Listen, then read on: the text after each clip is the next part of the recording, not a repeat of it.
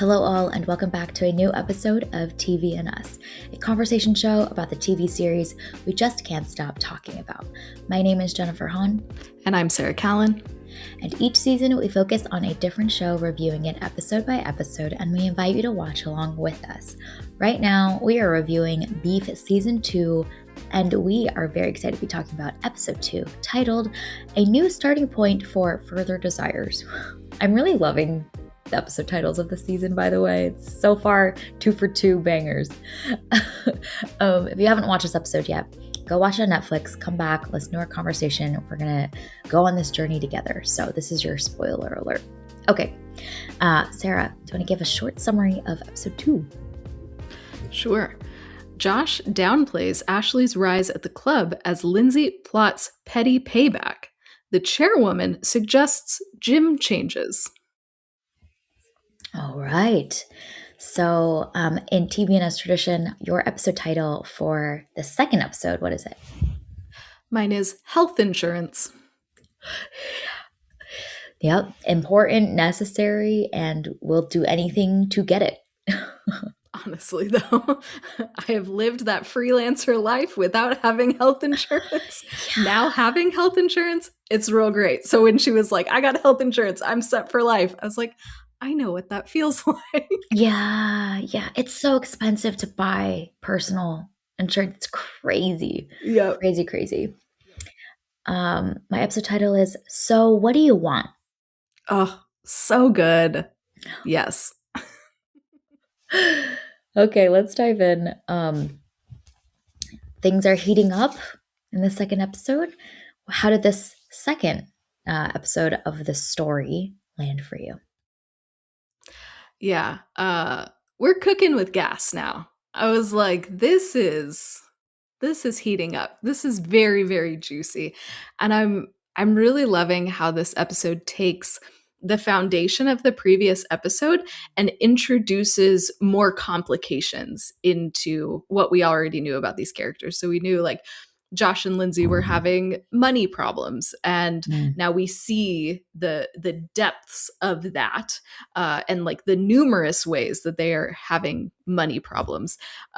We saw some of like Austin's anxiety in the first episode, and now we're seeing how that shows up in a different way. We're seeing Ashley really like taking charge of things and how she is willing to manipulate people in situations. So it's really cool how, you know, in the first episode we got such a good picture of who all of these people are, and then in this episode we drill down a little bit more into who each of these people are, and then of course how they interact with each other is just fascinating because their personalities are so different from one another, which is just so much fun to watch. And we get to know more about Chairwoman Park, who is a queen. I love her. I'm here for this. She's amazing. I cannot wait to see what she does in the next few episodes. And there's that juicy ending few seconds as well. So good. That is wild. So things are definitely heating up. Yeah, I think this episode basically doubles down on a lot of the character dynamics that we saw in the first episode, which is really fun. I'm hoping that in the third episode next, we see some zags that are going to happen. And I think we're starting to get them, especially with the Josh and Lindsay dynamic of the push-pull of their relationship. It was neat to see that when we expect them to continue to rip apart from each other, there's this toxicity that then allows them to then ebb and flow back towards each other and kind of unite with a shared goal. So I think there's a lot of that hopefully will unfold over the course of this season. I am fascinated by the emotional manipulation that is more apparent in this episode, especially from Ashley. She is gearing up to be an incredibly juicy character. So I think we see a lot more of her. Austin still kind of remains a little bit of a mystery, I think, which just means that when he explodes, it's going to be very entertaining because he seems to be holding in so much. So I'm fascinated by how the show is allowing some characters to heat up in intensity very explicitly and others to be kind of a slow simmer on the back burner that will eventually explode later, but we don't get to see it quite yet. So not everyone's crashing out at the same time.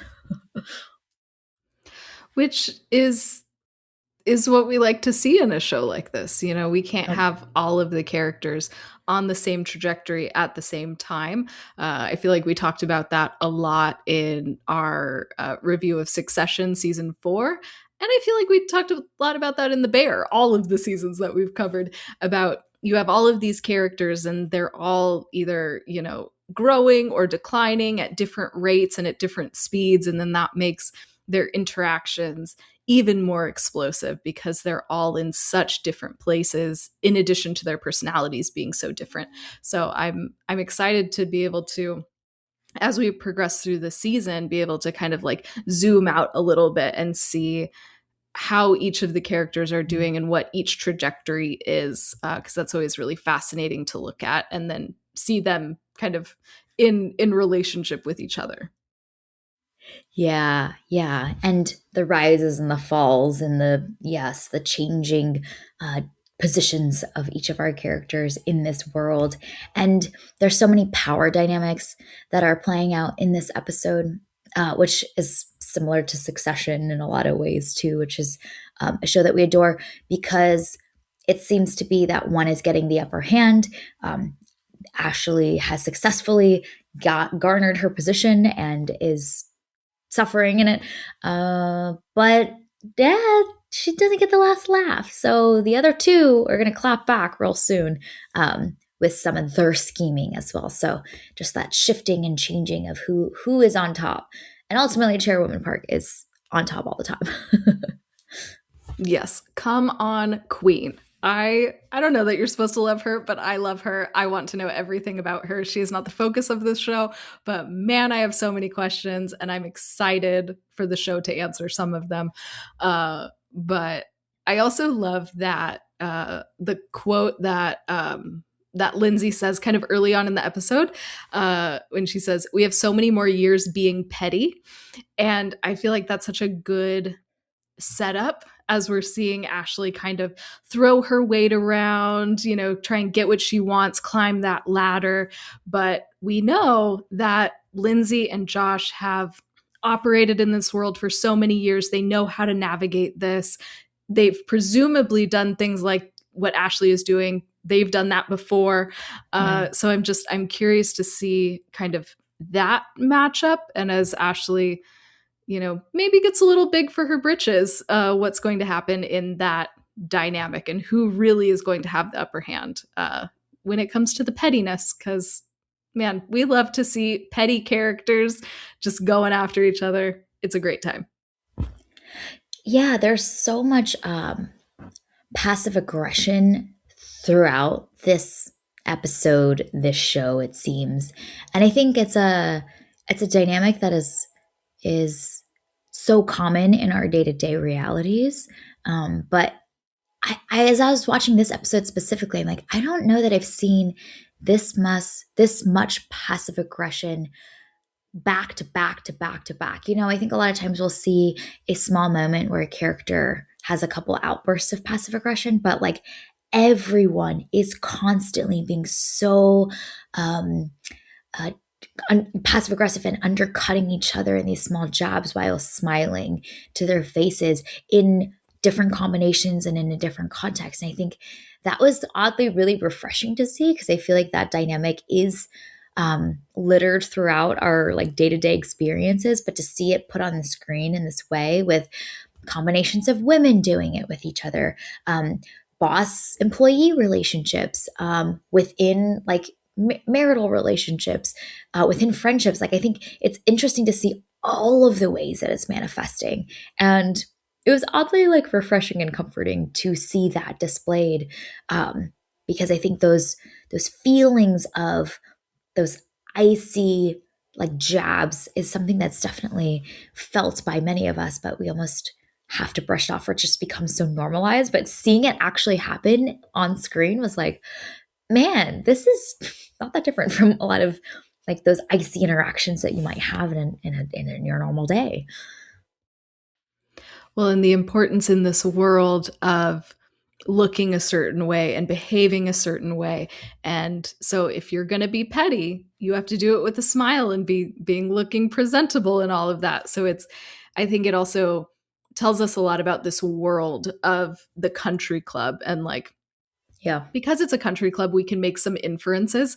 But I feel like all of that pettiness, all of that manipulation, all of the passive aggressiveness really helps to situate us in this world and understand how people wield power. This is not Succession. This is not how they do things. This is its Yeah. own little microcosm with its own rules and its own way of doing things. And so I feel like this is a good episode to like immerse us in that and kind of help us to orient to if you want to get ahead, this is how you get ahead because this is the culture. Yeah, and how much cannot be said explicitly.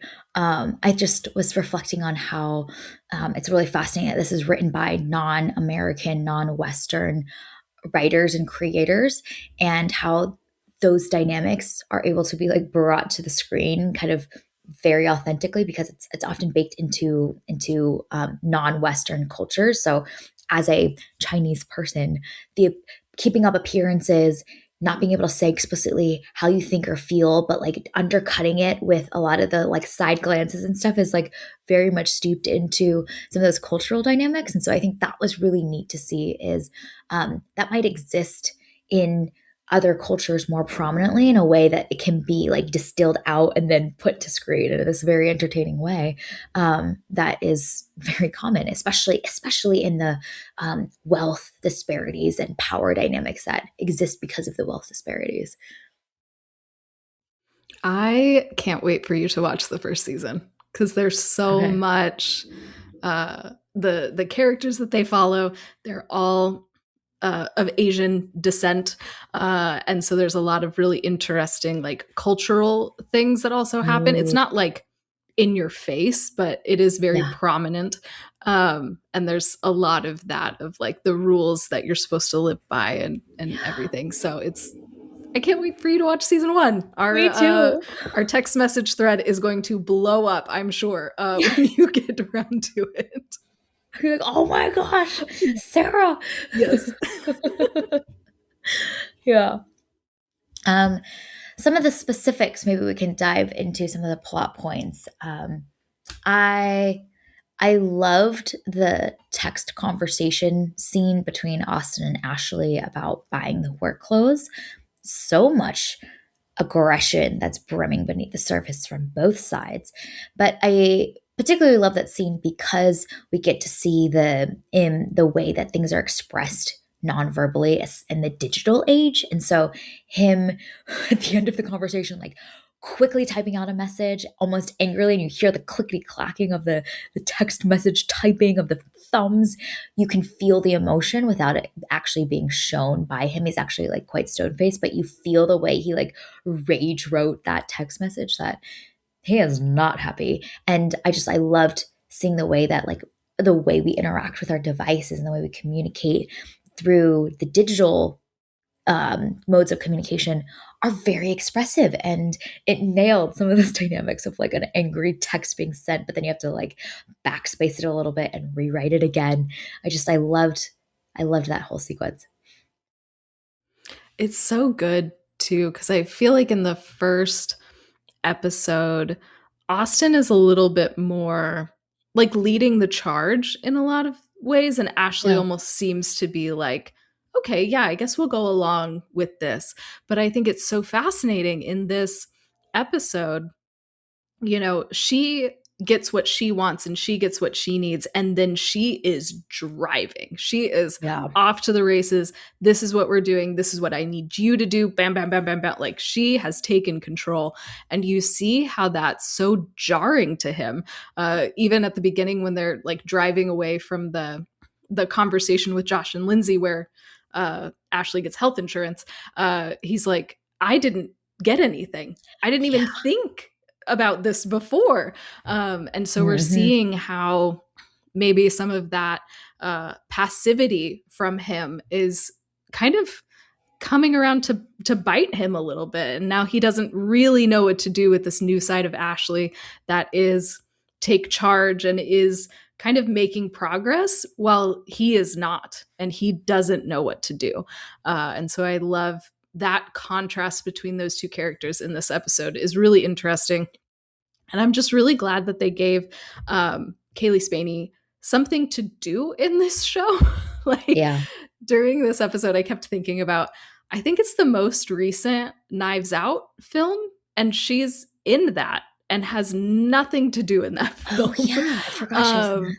And I'm just glad that she is part of a project where we can see just how much is in her, because I think she's a really Mm. good younger actress.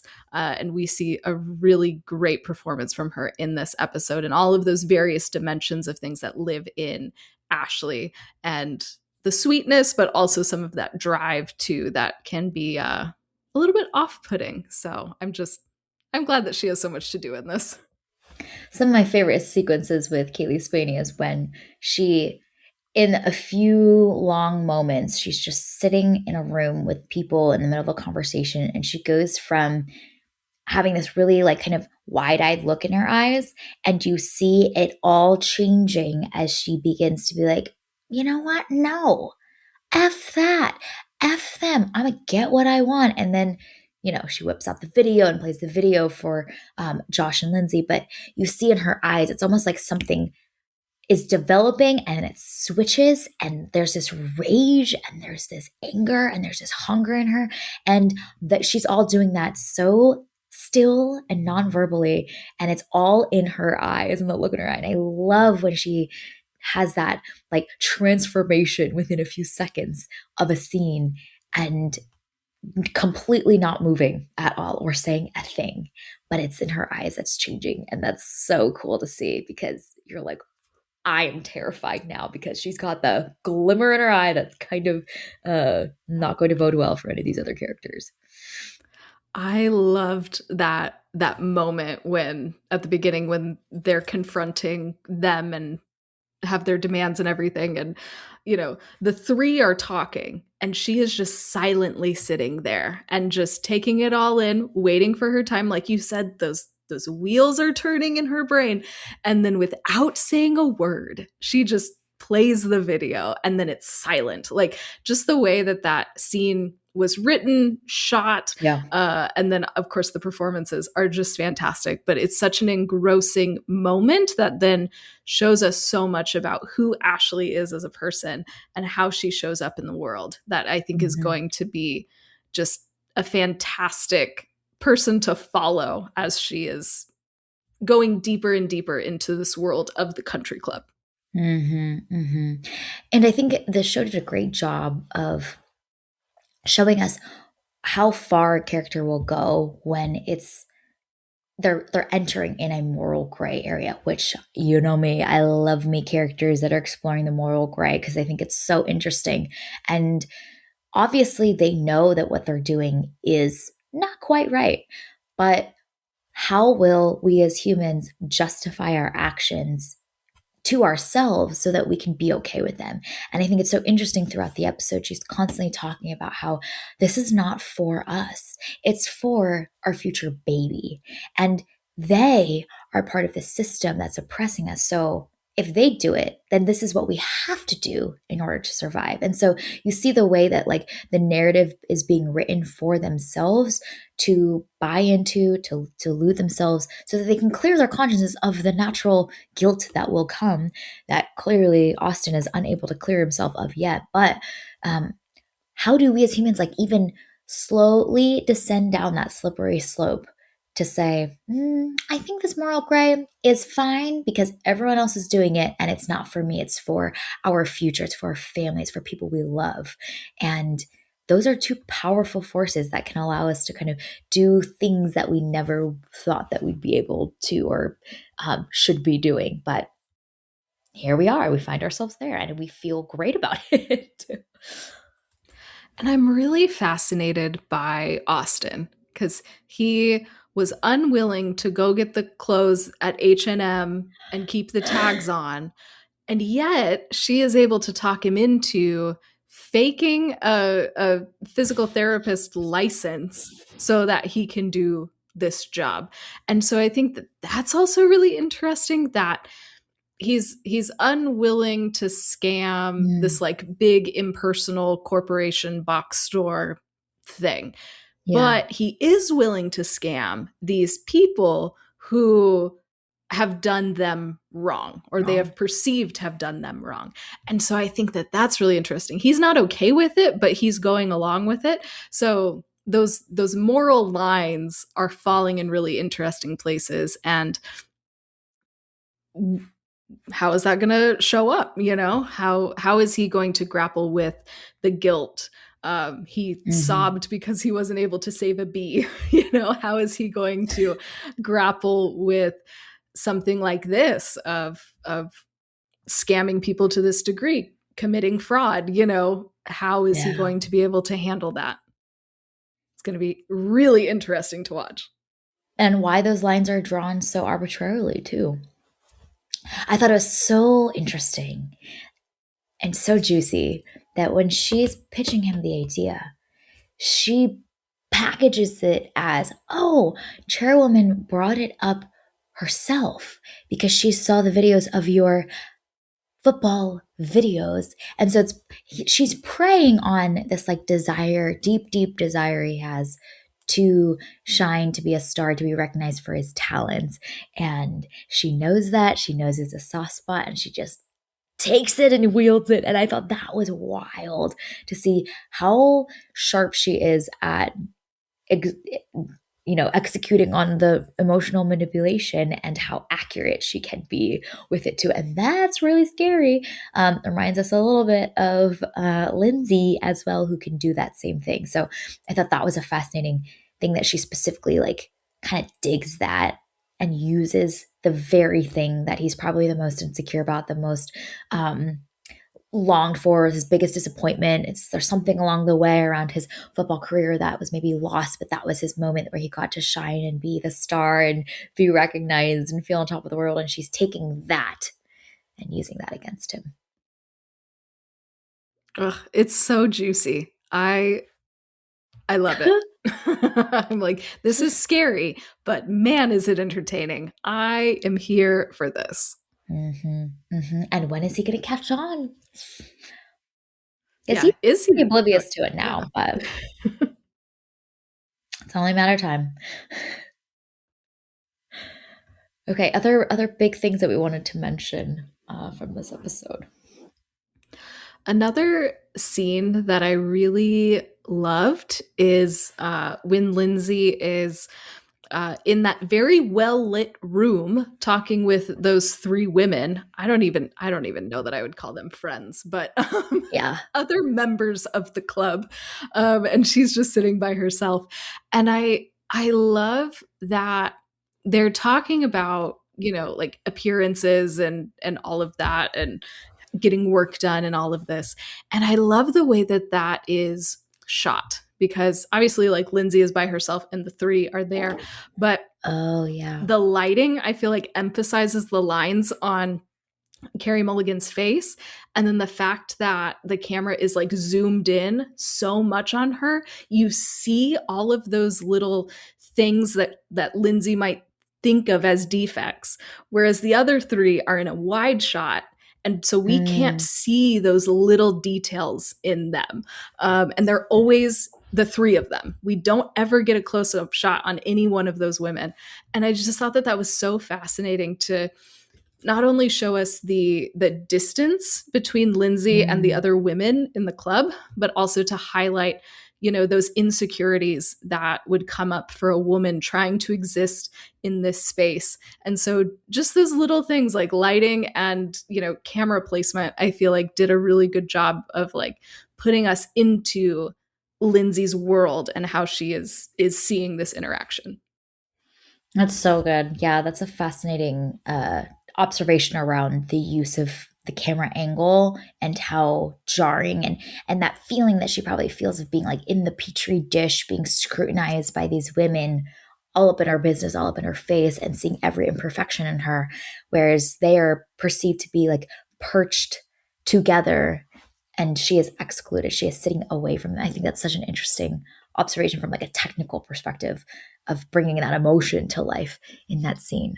Um, One of the other technical pieces that I wrote down, because I think in the first episode we talked a lot about the character dynamics in the story, but um, one of the technical execution scenes that I really loved is when Josh is on the phone with his sister who's bugging him about the overdrawn charges, and the lawnmowers outside, the roar of the motors that are like increasing in volume throughout that whole conversation where he can barely hear.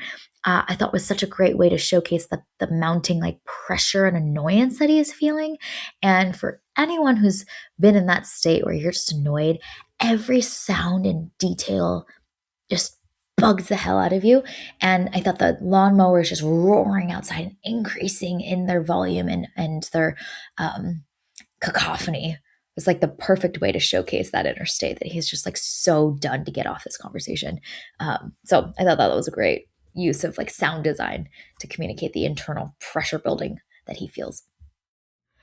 It's also so relatable. Like, I feel like every time you sit down for like an important phone call, then somebody is like doing yard work or using their leaf blower or construction is happening. Like, that just always happens, especially like when you work from home. It's like, oh, there's the leaf blower, of course, when I have to actually sit down and focus. But yeah, I absolutely loved that scene. And the camera is so close on his face, too. And so you're seeing every little like reaction that he has, and as he's trying to, talk louder, to listen harder, like you see all of that, and our hearts are also racing as the landscaping noises just get louder and louder and louder and kind of block everything else out. I thought that was just such a phenomenal scene. Mm-hmm. So good. So good. I love that moment. Uh, I guess we have to talk about too the Chairwoman Park moments. She is clearly becoming more and more of a prominent presence in this world and will be meddling soon, I am sure. But one, we get the reveal that Homegirl knows how to speak fabulous English, and she's been doing it this whole time to kind of watch and observe the people around her. So it's almost this power play that she gets to say, like, I'm gonna sit back and watch you reveal yourself to me. But also her 20 years younger than her husband, and that whole ending. I'm curious your thoughts on how that played out. Man, it's just so satisfying. Like, I feel like that is such a good example of how to write an effective cliffhanger, um, because we finish, this part of the story. We've already set up this doctor in Korea that everybody is going to go visit, but then we see just how dangerous this is. And I think especially because the whole episode is essentially Lindsay trying to extract a way for her to get to this doctor. And then we actually see, like, yikes, this is really, really bad. So I'm curious to see how the show is going to integrate those two storylines together. Obviously, Chairwoman Park is the link between the two. So it's going to be fascinating to see how she responds to this and then brings presumably her husband into the story a little bit more. But I want to know everything about her. So, like, yes, let's go to Korea. Let's meet your husband. I'm here for it. I need to know everything. Yeah, and kind of the insidiousness of this like cosmetic beauty standard and regime that's very the substance coated, where we see just how far these women will go to protect their youth and preserve their youth, to the point of like putting their hands in putting their faces in the hands, their lives in the hands of this doctor that clearly not that competent, like you might die. So stakes are high. And I think it's such a dramatic ending to see. It's just a shocking ending, like for the most part we're playing with like emotional dynamics, money dynamics, and stakes, but no, you might die in the world of beef. So I think that's an interesting thing of like the intensity and tones of where this is going to go. Maybe this is more in line with season one and I just don't know yet. So I'm like, I just got zagged the other direction. I'm like, whoa, okay. Yeah, definitely get ready for some zags. That is appropriate for this universe. But I also think it's interesting that we had just seen Austin kind of present his fake physical therapist license and accepted. Okay, cool, you're in, presumably. Um, and then right after that, we see Chairwoman Park's husband with a dead body on the table. And so I think that that's just interesting to see back to back. Obviously, physical therapy is very different than something like surgery, but um, I'm just Yeah. curious if there's something about like his credentials that are not quite in order, um, since those two things were Yeah. so closely aligned to each other. And it might just be because of the pacing of the show and we were at the end of the episode, but I don't know. I'm going to be watching for a little bit more about his background as well, because now it's in the back of my head of like, these people are just faking degrees left and right. So who else has faked their degree? Yeah, there's a line that I think it's Josh who says, like, everyone is scamming everyone. So why would we not? And I think that's such an interesting, like, headspace and sentiment that is like reflecting the times that we're living in right now, where there's so much corruption that is also now being exposed. And so that feeling he has of, we've been grinding, I think he says explicitly, we've been grinding for years, but all this time, everyone's been taking shortcuts. So, like, that feeling of frustration of, we've been trying to do this the honest way, but if that's not how this world is working, we got to play the rules of a different game. And so I thought that was fascinating to see, like, that mentality shift, and once again entering in the moral gray, but almost feeling like they're justified and they're finally taking years of losing to this game back into their hands. Yeah. Which is essentially what Ashley has done as well. And so I think that that's really interesting that these these two couples actually have more in common with each other than they think, but it is perceived that they are very, very different from each other. Obviously, their Yeah. temperaments and personalities are very different, but where they find themselves within this larger system of the country club, they are much closer together in like status and power than you might believe on the surface. So I think it's Yeah. interesting that they're both heading down this same trajectory at the same time, essentially. Yeah. And that dynamic of the three groups in the world of the beef is very parasite coded. You know, you've got those that are actually in power controlling everything, those that felt like they were, but maybe have like a little bit more of a click above, but are really at the bottom rungs as well with everybody else. And then those that feel truly hopeless and are willing to do anything because they got nothing to lose at this point. And how ultimately it's the bottom two tiers that are pitted against each other, that are fighting each other for limited resources, while people at the top are sitting pretty. And so the the dynamics of not just the rich and the poor, but actually the rich, the poor, and the poorer being part of the societal dynamics, I think, is really interestingly displayed. And we've seen that in Parasite, explored in a really interesting way. We're seeing more of it in Beef.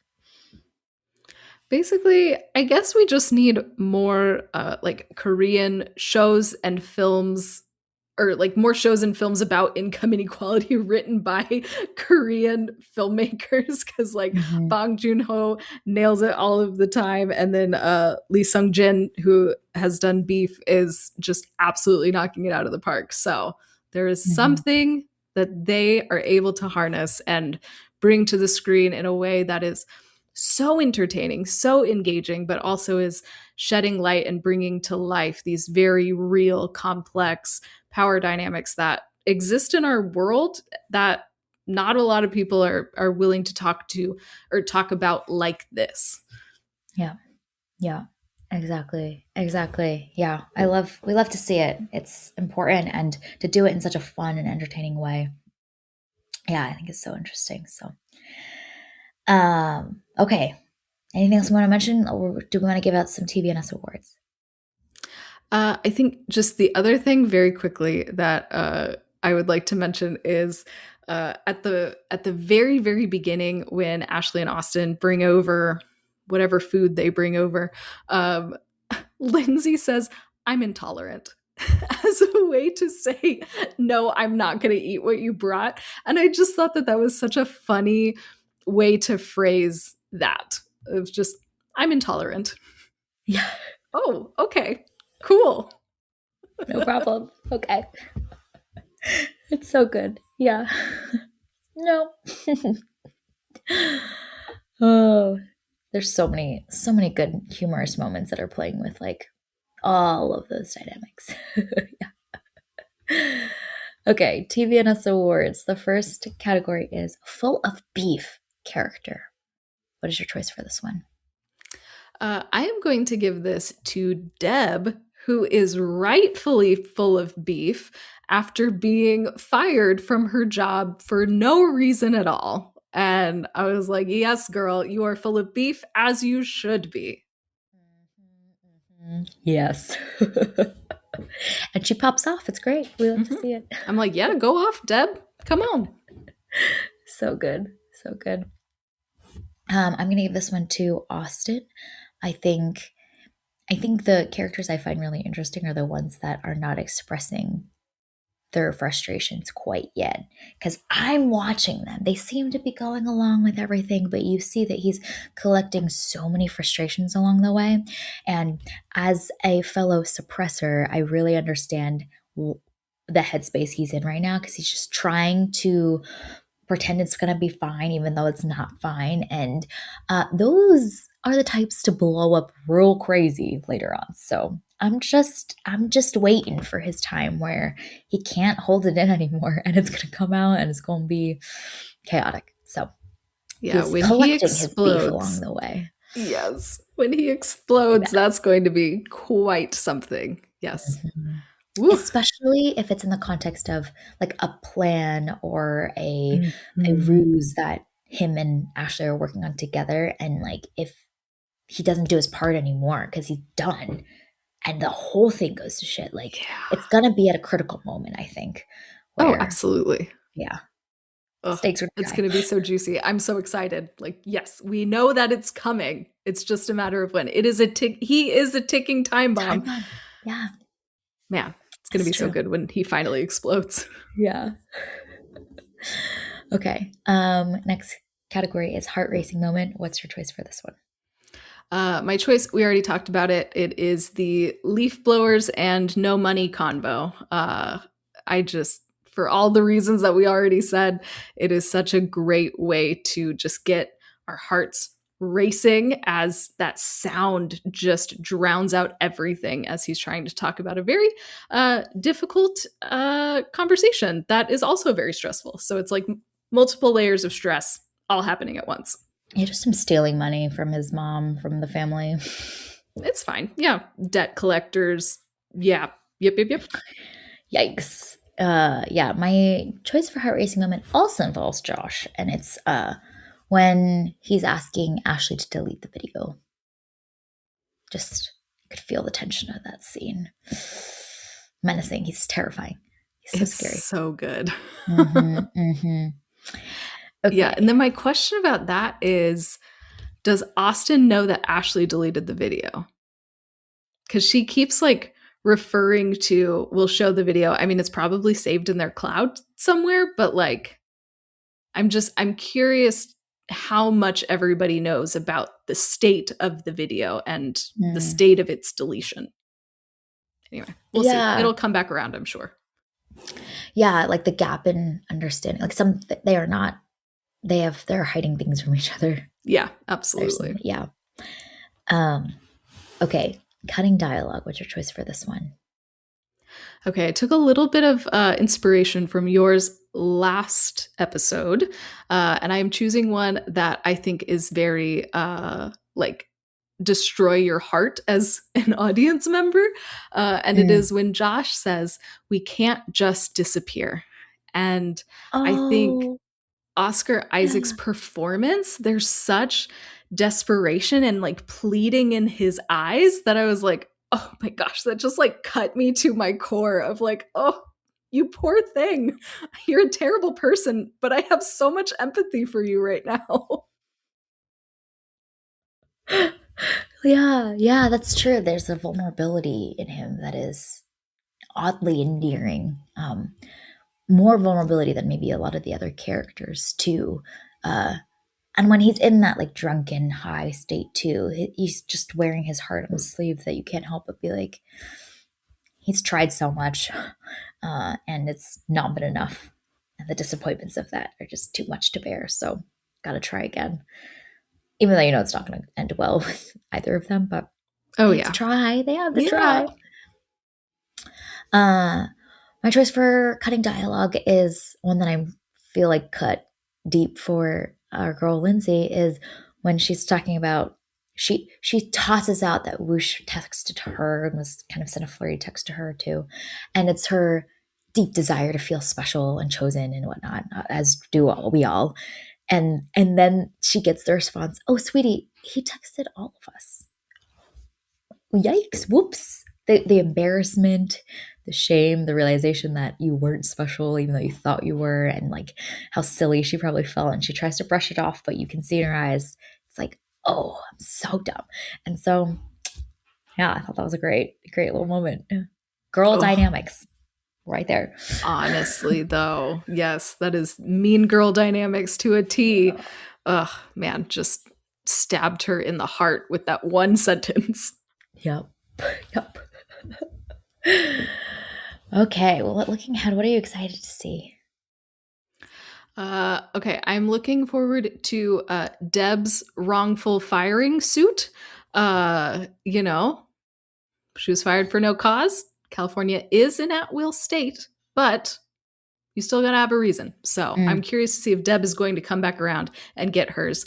I want to see more of Chairwoman Park because she is a queen and she's amazing. And then I'm also curious, and I said this last episode as well, but his friend Troy, I have learned is his name. Uh, Oh. and what is Troy and the rest of the members kind of what other chaos are they going to cause for Josh? Because you can see that he can be pressured. You know, peer pressure is a real thing, even for adults. And we see that happening with Josh. So, what other trouble is Troy going to get into or get Josh into that Josh then needs to pay out of his own pocket? So, we see that weakness in him in this episode very clearly. And so, I'm curious to see how that is going to show up again in future episodes. Mm-hmm. Mm-hmm. A desire to like be to please, to have people like him is gonna push him over the edge. Yeah. Great list. Plus one on what the heck is happening with Chairwoman Park. She in the first episode we see her very like poised and terrifying and put on a pedestal. This episode she's kind of undone. Like she does not have it all together by any means, and so how is that going to play out as well? Um, and then I also am intrigued to see just what happens with Austin. I think he's just this ticking time bomb, and he could go so many directions. He could be the one character too in this world of scamming that like tries to hold on to a sense of justice. Maybe not. Maybe they'll take him another direction, but like it'll be fascinating to see who brings to justice everything that's happening and which character is the one to birth that and push that forward. Is it going to be the chairwoman's like assistant? Yeah, like we got everyone that's going deeper into the moral gray. Who's trying to cling on to what's right the most, if any at all. Um, and then homegirls dalliances, as you called them. Yeah, that's juicy. So it's gonna always be juicy. I Mm-hmm. love the way that they use the moments where she's texting them to reveal the insecurity and the kind of desperation that she feels. And so it's not just for plot, it's actually for the character to be like, she's needing validation right now because she just had a terrible interaction with Mean Girls and like needs something to soothe the wounds. So this is her way of doing it. And so I think that'll be interesting to see as well. I also appreciate her organization of like, I can just have one per communication platform. We can't mix anybody. Everybody has their own little bucket. And Mm, I just appreciate that. Because, mhm. as she's swiping through her apps, like, oh, there's the other one. Okay. So now we have two. leads that she's pursuing here. Okay, what is going to happen with these? I love that insight into kind of her brain and how she's organized things. Yeah. Yeah. So good. So good. All right. Well, this was our review and discussion of episode 2. Lots more plot to be had. We are just getting started. So we're very excited to see what happens next. Go watch it on Netflix, come back, listen to our conversations, and join in on this journey, this crazy, chaotic journey that we're about to go on. And we're going to be back for more. Episode 3 coming soon. So we'll see you there. But in the meantime, I hope everyone has an amazing week, and we'll talk again with y'all very soon. Thank you for listening to today's episode of TV and Us. We are part of the Movie Archer podcast network, so check out moviearcher.com to learn more. Our name sums it up. We're big fans of TV and the powerful ways we can connect with each other and the world around us. This podcast is about all of us and our shared stories. You can subscribe to this podcast on Spotify, Apple Podcasts, or wherever you tune into your favorite shows. Drop us a rating and review, letting us know your thoughts about today's episode. You can connect with us on Instagram, Threads, and Blue Sky at tvnuspod, or email us at tvnuspod@gmail.com. Check out our website, andusmedia.co, for the latest on TV and Us and our other podcast, Movies and Us. We hope you have an amazing week, and we can't wait to see y'all very soon.